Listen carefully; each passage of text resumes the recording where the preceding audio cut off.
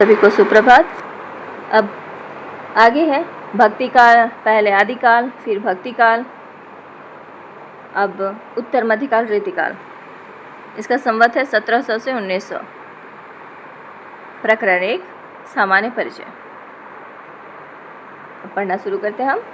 हिंदी काव्य अब पूर्ण प्रौढ़ता को पहुंच गया था। संवत 1598 में कृपाराम थोड़ा बहुत रस निरूपण भी कर चुके थे। उसी समय लगभग चरखारी के मोहनलाल मिश्र ने श्रृंगार सागर नामक एक ग्रंथ श्रृंगार संबंधी लिखा। नरहरि कवि के साथ ही करनेश कवि ने कर्णाभरण, श्रुति भूषण और भूप भूषण नामक 3 ग्रंथ अलंकार संबंधी लिखे। रस निरूपण और अलंकार निरूपण का इस प्रकार सूत्रपात हो जाने पर केशवदास जी ने काव्य के सब अंग का निरूपण शास्त्रीय पद्धति पर किया।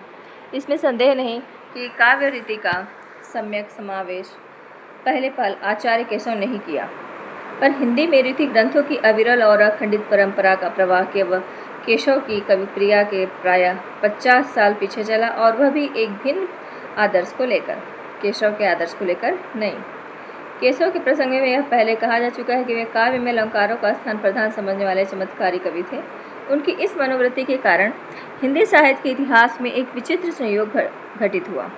संस्कृत साहित्य के विकास क्रम की एक संक्षिप्त उद्वरणी हो गई।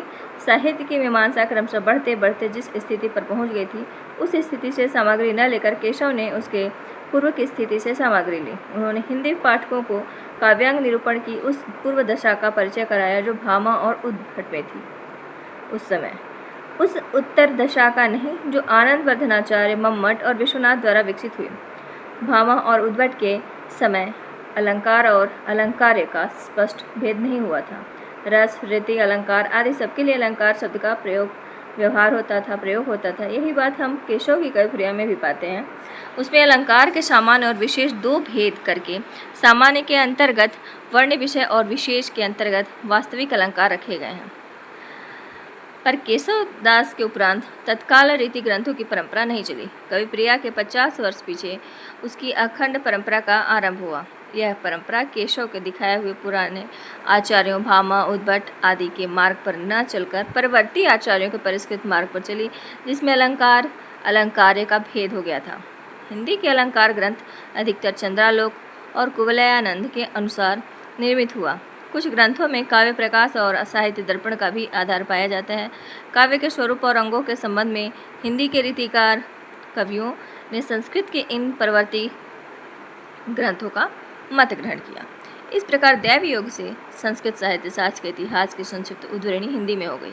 हिंदी रीति ग्रंथों की परंपरा चिंतामणि त्रिपाठी से चली, अतः रीतिकाल का आरंभ उन्हीं से मानना चाहिए। उन्होंने संवत 1700 के कुछ आगे पीछे काव्य विवेक, कवि कल्पतरु और काव्य प्रकाश, ये 3 ग्रंथ लिखकर, किसने लिखा?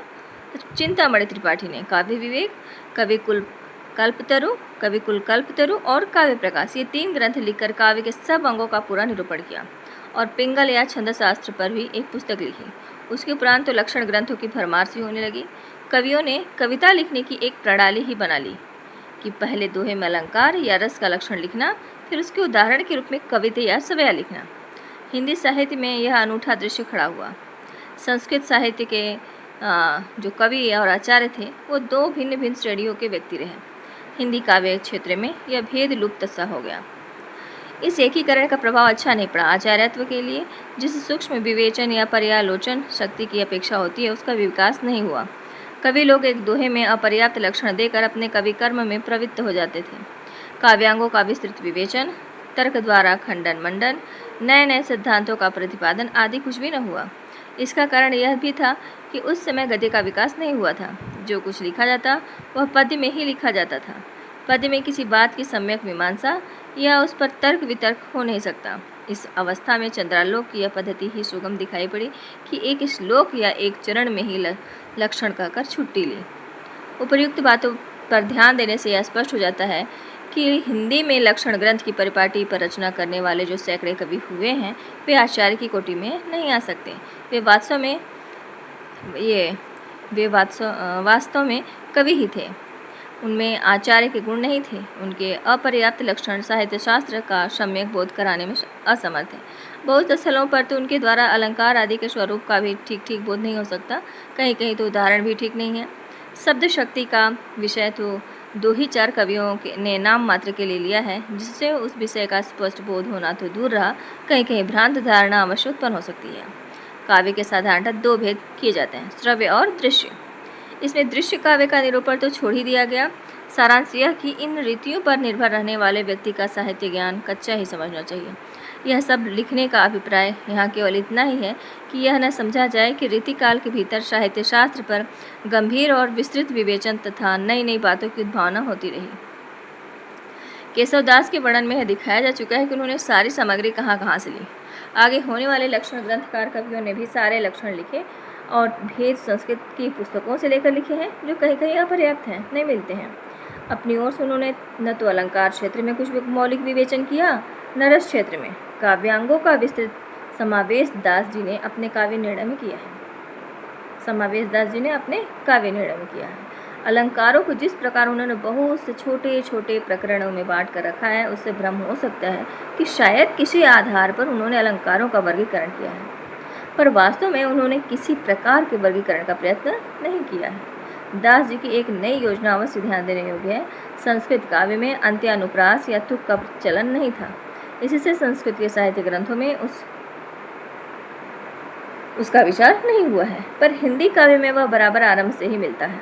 अतः दास जी ने अपनी पुस्तक में उसका विचार करके बड़ा ही आवश्यक कार्य किया। भूषण का भाविक छवि एक नया अलंकार सा दिखाई पड़ता है, पर वास्तव में संस्कृत ग्रंथों के भाविक का ही एक दूसरा या प्रवर्धित रूप है। भाविक का संबंध कालगत दूरी से है, इसका दिशागत से, बस इतना ही अंतर है। दास जी के अतिशयोक्ति के 5 नए दिखाई पड़ने वाले भेदों में से 4 भेद जो हैं वह भिन्न भिन्न योग हैं, भिन्न भिन्न एक दूसरे से जुड़े हुए हैं। 5वां संभावनातिशयोक्ति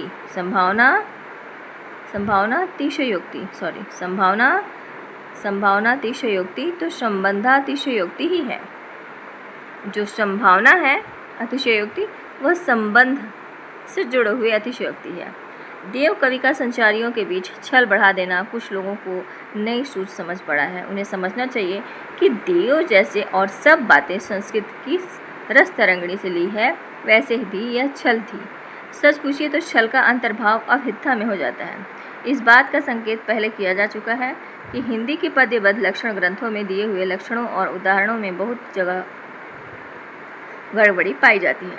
अब इस गड़बड़ी के छंद में 2 बातें कही जा सकती हैं। या तो यह कहें कि कवियों ने अपना मतभेद प्रकट करने के लिए जानबूझकर भिन्नता कर दी है, अथवा प्रमादवश और समझकर। मतभेद तो तब कहा जाता जब कहीं कोई नूतन विचार पद्धति नहीं मिलती, अतः दूसरा कारण भी ठहरता है। कुछ उदाहरणों से स्पष्ट हो जाएगा। केशव दास ने रूपक के 3 भेद दंडी से, अद्भुत रूपक, विरुद्ध रूपक और रूपक। इनमें से प्रथम का लक्षण भी स्वरूप व्यक्त नहीं करता, उदाहरण भी अधिकता द्रुप्य रूपक का हो गया है। विरुद्ध रूपक भी दंडी से नहीं मिलता, रूप कातिशयोक्ति हो गया है। रूपक दंडी के अनुसार वहाँ होता है जहाँ प्रस्तुत पर एक अप्रस्तुत का आरोप करके फिर दूसरे अप्रस्तुत का भी आरोप कर दिया जाता है। केशव के न तो लक्षण या बात प्रकट होती है, न उदाहरण से। उदाहरण में दंडी के उदाहरण का ऊपरी ढांचा झलकता है, पर असल बात का पता नहीं है। इससे स्पष्ट है कि बिना तात्पर्य समझे ये लक्षण और उदाहरण हिंदी में दे दिए गए हैं। भूषण क्या, प्रायः सब हिंदी कवियों ने भ्रम, संदेह और स्मरण, अलंकारों के लक्षणों में सादृश्य की बात छोड़ दी गई है। इससे बहुत जगह उदाहरण अलंकार के न होकर भाव के हो गए हैं। भूषण का उदाहरण सबसे गड़बड़ है। तीसरा, शब्द शक्ति का विषय दास ने थोड़ा सा लिया है, पर उससे उसका कुछ भी बोध नहीं हो सकता। उपादान लक्षण का लक्षण भी विलक्षण है और उदाहरण भी असंगत है। उदाहरण से साफ झलकता है कि लक्षण का स्वरूप भी समझने में भ्रम हुआ है, जबकि काव्यांगों का स्वतंत्र विवेचन नहीं हुआ। तब तरह तरह के वाद कैसे प्रतिष्ठित होते। संस्कृत साहित्य में जैसे अलंकारवाद, रीतिवाद, रसवाद, ध्वनिवाद, वक्रोक्तिवाद इत्यादि अनेक वाद पाए जाते हैं, वैसे वादों के लिए हिंदी के रीति क्षेत्र में रास्ता ही नहीं निकला। केशव को अलंकार आवश्यक मानने के कारण अलंकारवादी कह सकते हैं। केशव के उपरांत रीति काल में होने वाले कवियों ने किसी वाद का निर्देश नहीं किया। वे रस को ही काव्य की आत्मा का प्रधान या प्रधान वस्तु मानकर चले। महाराज जसवंत सिंह ने अपने भाषा भूषण की रचना चंद्रालोक के आधार पर की। किस पर? भाषा भूषण की रचना चंद्रालोक के आधार पर की, पर उसके अलंकार की अनिवार्यता वाले सिद्धांत का समावेश नहीं किया। इन रीति ग्रंथों के कर्ता भावुक, सहृदय और निपुण कवि थे। उनका उद्देश्य कविता करना था, न कि काव्यांगों का शास्त्रीय पद्धति पर निरूपण करना। अतः उनके द्वारा बड़ा भारी कार्य यह हुआ कि रसों, विशेषतः श्रृंगार रस और अलंकारों के बहुत ही सरस और हृदयग्राही उदाहरण अत्यंत प्रचुर परिमाण में प्रस्तुत हुए। ऐसे सरस और मनोहर उदाहरण संस्कृत के सारे लक्षणों से चुनकर तो भी उनकी इतनी अधिक संख्या न होगी। अलंकारों की अपेक्षा नायिका भेद की ओर कुछ अधिक झुकाव रहा। इससे श्रृंगार रस के अंतर्गत बहुत ही सुंदर मुक्तक रचना हिंदी में हुई। इस रस का इतना अधिक विस्तार हिंदी साहित्य में हुआ कि इससे एक अंग को लेकर स्वतंत्र ग्रंथ में रचे गए। इस रस का सारा वैभव कवियों ने नायिका भेद के भीतर दिखाया। रस ग्रंथ वास्तव में नायिका भेद के ही ग्रंथ हैं, जिनमें और दूसरे रस पीछे से संक्षेप में चलते कर दिए गए हैं। नायिका श्रृंगार रस का आलंबन है। इस आलंबन के अंगों का वर्णन, इस आलंबन के अंगों का वर्णन जो है एक स्वतंत्र विषय हो गया और न जाने कितने ग्रंथ केवल नक्श एक वर्णन के लिए लिखेगा। इस प्रकार उद्दीपन के रूप में षट ऋतु वर्णन पर भी कई अलग पुस्तकें लिखी गई हैं। विप्रलंब संबंधी 12 मासा की कुछ कवियों ने लिखी। रीति ग्रंथ की इस परंपरा द्वारा साहित्य के विस्तृत विकास में कुछ बाधा भी पड़ी। प्रकृति की अनेक रूपता, जीवन की भिन्न भिन्न चिंत्य बातों तथा जगत के नाना रहस्यों की ओर कवियों की दृष्टि नहीं जाने पाई। वह एक प्रकार से बद्ध और परिमित सी हो गई। उसका क्षेत्र संकुचित हो गया। वाग्धारा बंधी हुई नालियों में ही प्रवाहित होने लगी, जिससे अनुभव के बहुत से गोचर और अगोचर विषय रससिक्त होकर सामने आने से रह गए। दूसरी बात यह हुई कि कवियों की व्यक्तिगत विशेषता की अभिव्यक्ति का अवसर बहुत ही कम रह गया। कुछ कवियों के बीच भाषा शैली, पद विन्यास, अलंकार विधान आदि बाहरी बातों का भेद हम थोड़ा बहुत दिखा सकें, पर उनकी आभ्यंतर प्रवृत्ति के अन्वेषण में समर्थ उच्च कोटि की आलोचना की सामग्री बहुत कम पा सकते हैं। रीतिकाल में एक बड़े भारी अभाव की पूर्ति हो जानी चाहिए थी, पर वह नहीं हुई। भाषा जिस समय सैकड़ों कवियों द्वारा परिमार्जित होकर प्रौढ़ता को पहुंची, उसी समय व्याकरण द्वारा उसकी व्यवस्था होनी चाहिए थी कि जिससे उस च्युत संस्कृति दोष का निराकरण होता, तो ब्रज भाषा काव्य में थोड़ा बहुत सर्वत्र पाया जाता है, और नहीं तो बाकी दोषों का पूर्ण रूप से निरूपण होता, जिससे भाषा में कुछ और सफाई आती। बहुत थोड़े कवि ऐसे मिलते हैं जिनकी वाक्य रचना सुव्यवस्थित पाई जाती है, मतलब अव्यवस्थित नहीं, सुव्यवस्थित पाई जाती है, अच्छे ढंग से, सुंदर व्यवस्था में। भूषण अच्छे कवि थे। जिस रस को उन्होंने लिया उसका पूरा आवेश उनमें था, पर भाषा उनकी अनेक स्थलों पर सदोष है। यदि शब्दों के रूप स्थिर हो जाते हैं और शुद्ध रूपों के प्रयोग पर जोर दिया जाता, तो शब्दों को तोड़ मरोड़ कर विकृत करने का साहस कवियों को न होता। पर इस प्रकार की कोई व्यवस्था नहीं हुई, जिससे भाषा में बहुत कुछ गड़बड़ी बनी रही। भाषा की गड़बड़ी का एक कारण ब्रज और अवधि, इन दोनों काव्य भाषाओं का कवि के इच्छानुसार सम्मिश्रण भी था। यद्यपि एक सामान्य साहित्यिक भाषा किसी देश, प्रदेश या प्रदेश विशेष के प्रयोगों तक परिमित नहीं रह सकी, पर वह अपना ढांचा बराबर बनाए रहती। काव्य की ब्रज भाषा के संबंध में भी अधिकतर यही बात रही। सूरदास की भाषा में यत्र, यत्रा, तत्रा पूर्व प्रयोग जैसे मोर, हमार, किन, अस, जस इत्यादि बराबर मिलते हैं। बिहारी की भाषा भी कीन, दीन आदि से खाली नहीं। रीति ग्रंथों का विकास अधिकतर अवध में हुआ। किसमें हुआ? अवध भाषा में। अतः इस काल में काव्य की ब्रज भाषा में अवधि के प्रयोग और अधिक मिले। जो ब्रज भाषा है उसमें अवधि का प्रयोग अधिक से अधिक मिला। इस बात को किसी कवि ने लक्ष्य भी दिया। दास जी ने अपने काव्य निर्णय में काव्य भाषा पर भी कुछ दृष्टिपात किया। मिश्रित भाषा के समर्थन में वे कहते हैं, ब्रज भाषा रुचिर कहें सुमति सब कोई, मिले संस्कृत पारस्योपाय अति प्रकट जू होई। ब्रज मागधी मिलय अगर अमर, नाग यवन भाखानी, सहज पारसी हूँ मिलय सठ विधि कहत बखानी। उक्त दोहों में मागधी शब्द में जो है पूर्वी भाषा का अभिप्राय मिल रहा है, और मगधी भाषा से जो मागधी है, मगधी शब्द से पूर्वी भाषा का भी अभिप्राय जुड़ा हुआ है। अवधि अर्ध मागधी से निकली गई मानी जाती है, और पूर्वी हिंदी के अंतर्गत जबादानी के लिए ब्रज का निवास आवश्यक नहीं है। आप्त कवियों की वाणी भी प्रमाण है। इस बात को दास ने प्रकट किया है, स्पष्ट लिखा है। शूर केशव मंडन बिहारी कालिदास ब्रह्म चिंतामणि मतिराम भूषण सु जानिए, लीलावर सेनापति निपट नेवाज निधि, नीलकंठ मिश्र सुखदेव देव मानिए, आलम रहीम रसखान सुंदरारिक, अनेकन सुमति भय कहाँ लव बखानिए, ब्रजभाषा हेत ब्रजवास ही अनुमानो, ऐसे ऐसे कविन की बानी हो सो जानिए। मिली जुली भाषा के प्रमाण में दास जी कहते हैं, तुलसी और गंग तक ने जो कवियों के शिरोमणि हुए हैं, ऐसी भाषा का व्यवहार मिला है। तुलसी गंग दुओ भय सुकविन के सरदार, इनके काव्यन में मिली भाषा विविधा प्रकार। इस सीधे साधे दोहे का अर्थ यह ले जाना चाहिए कि तुलसी और गंग इसलिए कवियों के सरदार हुए कि उनके काव्य में विविध प्रकार की भाषा मिली है। उनकी समझ को क्या कहा जाए। दास जी ने काव्य भाषा के स्वरूप का जो निर्णय किया वह कोई 100 वर्षों की काव्य परंपरा के पर्यालोचन के उपरांत, अतः उनका स्वरूप निरूपण तो बहुत ठीक है। उन्होंने काव्य भाषा ब्रज भाषा ही कही है, जिसमें और भाषाओं के शब्दों का भी मेल हो सकता है, पर भाषा संबंधी और अधिक मीमांसा न होने के कारण कवियों ने अपने को अन्य बोलियों के शब्दों तक ही परिमित नहीं रखा। उनके कारक चिह्नों और क्रिया के रूपों का भी वे मनमाना व्यवहार बराबर करते रहे। ऐसा वे केवल सौंदर्य की दृष्टि से करते थे, किसी सिद्धांत के अनुसार नहीं।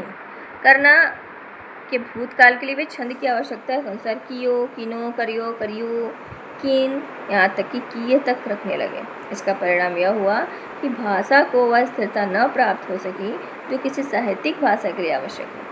रूपों के स्थिर न होने से यदि कोई विदेशी काव्य की ब्रज भाषा का अध्ययन करना चाहे तो उसे कितनी कठिनता होगी। भक्ति काल की प्रारंभिक अवस्था में ही किस प्रकार का मुसलमानों के संसर्ग से कुछ फारसी के शब्द और चलते भाव मिले थे, इसका उल्लेख हो चुका है। नामदेव और कबीर की आदि की बात ही क्या, तुलसीदास ने भी गनी, गरीब, शाह, बिताती, उमर दराज आदि बहुत से शब्दों का प्रयोग किया। सूर में ऐसे शब्द अवश्य कम मिलते हैं। फिर मुसलमानी राज्य की दृढ़ता के साथ साथ इस प्रकार के शब्दों का व्यवहार ज्यों ज्यों बढ़ता गया त्यों कवि लोग उन्हें अधिकाधिक स्थान देने लगे। राजा महाराजाओं के दरबार में विदेशी शिष्टता और सभ्यता के व्यवहार का अनुकरण हुआ और फारसी के लच्छेदार शब्द वहाँ चारों ओर सुनाई देने लगे। अतः भाट या कवि लोग आयुष्मान और जय जयकार तक ही अपने को कैसे रख सकते थे। वे भी दरबार में खड़े होकर उमरदराज महाराज तेरी चाहिए पुकारने लगे। बख्त, बुलंद आदि शब्द उनकी जबान पर भी नाचने लगे। यह तो हुई व्यवहारिक भाषा की बात। फारसी काव्य के शब्दों को भी थोड़ा बहुत कवियों ने अपनाना आरंभ किया। रीतिकाल में ऐसे शब्दों की संख्या कुछ और बढ़ी, पर यह देखकर हर्ष होता है कि अपनी भाषा की सरसता का ध्यान रखने वाले उत्कृष्ट कवियों ने ऐसे शब्दों को बहुत ही कम स्थान दिया। परंपरागत साहित्य का कम अभ्यास रखने वाले साधारण कवियों ने कहीं कहीं बेढंगे तौर पर ऐसे विदेशी शब्द रखे हैं। कहीं कहीं खुशबोयन आदि उनके विकृत शब्दों को देखकर शिक्षितों को एक प्रकार की विरक्ति सी होती है और उनकी कविता गंवारों की रचना सी लगती है। शब्दों के साथ कुछ थोड़े से कवियों ने इश्क की शायरी पूरी अलंकार सामग्री तक उठाकर रख ली है और उनके भाव भी बांधा गए हैं। रसनिधि कृत रतन हजारा में यह बात अरुचिकर मात्रा में पाई जाती है, जिसके अंदर कोई रुचि नहीं, अरुचिकर। बिहारी ऐसे परम उत्कृष्ट कवि भी यद्यपि फारसी भावों के प्रभाव से नहीं बचे हैं, पर उन्होंने उन भावों को अपने देशी सांचे में ढाल लिया है, जिससे वे घटकते क्या सहसा लक्ष्य भी नहीं होते। उनकी विरहताप की अत्युक्तियों में दूर की सूझ और नाजुक ख्याली बहुत कुछ फारसी की शैली की है, पर बिहारी रसभंग करने वाले विभत्स रूप कहीं नहीं लाए हैं। यहाँ पर यह उल्लेख कर देना भी आवश्यक जान पड़ता है कि रीतिकाल के कवियों के प्रिय छंद कवित्त और सवैये ही रहे। क्या रहे? कवित्त और सवैये। कवित्त तो श्रृंगार, कवित्त में श्रृंगार आता है, वीर दोनों रसों के बीच समान रूप से उपयुक्त माना जाता है। वास्तव में पढ़ने के ढंग में थोड़ा विभेद कर देने से उसमें दोनों के अनुकूल नाद सौंदर्य पाया जाता है। सवैया श्रृंगार और करुण इन दो कोमल रसों के लिए बहुत उपयुक्त होता है। यद्यपि वीर रस की कविता में भी इसका व्यवहार कवियों ने जहाँ तहाँ किया है, वास्तव में श्रृंगार और वीर इन्हीं दो रसों की कविता इस काल में हुई। प्रधानता श्रृंगार की ही रही। इससे इस काल को रस के विचार से कोई श्रृंगार काल कहे तो कह सकता है। श्रृंगार के वर्णन को बहुतेरे कवियों ने अश्लीलता की सीमा तक पहुंचा दिया है। इस कारण जनता की रुचि थी जिनके लिए कर्मण्यता और वीरता का जीवन बहुत कम रह गया। धन्यवाद आप सभी को। अगले वीडियो में हम ये पढ़ेंगे उत्तर मध्यकाल रीतिकाल संवत 1700 से 1900 प्रकरण 2 रीति ग्रंथकार कवि। तो अगले में